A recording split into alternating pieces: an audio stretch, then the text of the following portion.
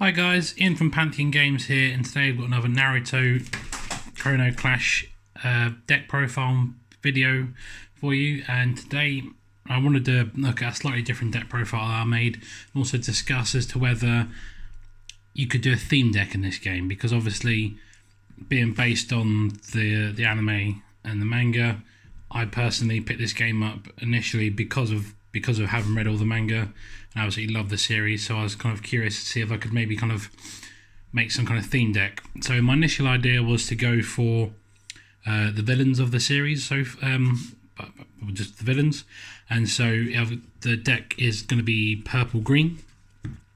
So I built the deck and I thought I'd have a little go with it. It was not built with competitiveness in mind, purely based on theme, and I'll actually explain as I go. That wasn't quite as possible as I would have hoped. So first of all, and also potential spoilers ahead for anyone that's still to watch the series or anything like that, just warning you now, there might be a couple of surprises. So the first thing was obviously 3 Kabuto. The card itself is still obviously a great card, but like I said, all based on theme in mind. Then we had 3 Konan, 3 Kinshiki, 3 Haku, 4 Kasame, 3 Gaara. Granted, I think it's actually the Shippuden Gaara, but close enough. Zabuza, Setsu, Kakuza, Hidan, Tobi, Momoshiki, Daedra, Itachi, Pain, Hiruku. And because I actually ran out of villains at this point, one thing they mostly have in common is that they'll actually majority have for Naruto. So that was the deck profile that I built. Had a few, did a bit of testing with it, and unsurprisingly it was quite hard because a lot of the cards are very, very high drops, which did mean you could make some interest in the X's, which I'll show you now. So you've got Sasori, Gaara, Gidu statue, Daedra, Momoshiki's monster, Manda, and the Nine-Tailed Fox Spirit.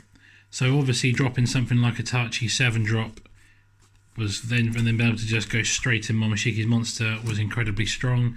But the problem was, as everything costs far too much, it then gave my opponents way too much time to play with, and then it was easy for them to just put me on very little time.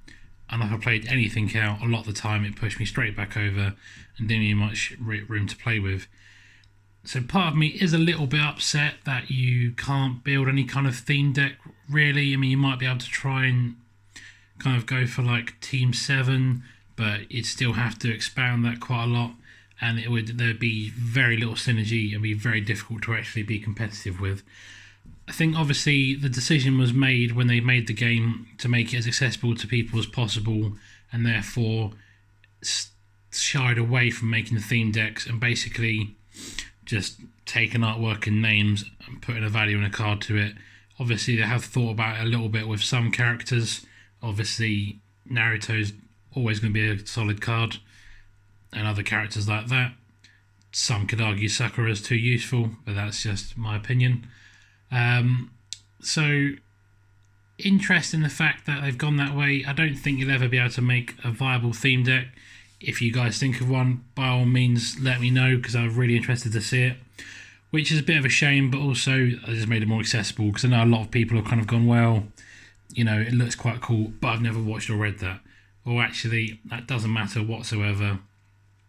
They designed it in such a way that anyone can just pick up and play it and still have a good time with it. And yeah, you need to know nothing about the series itself.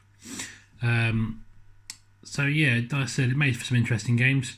But I suppose next, back to the deck building of competitive decks. Let me know what you guys think, and I'll see you next time.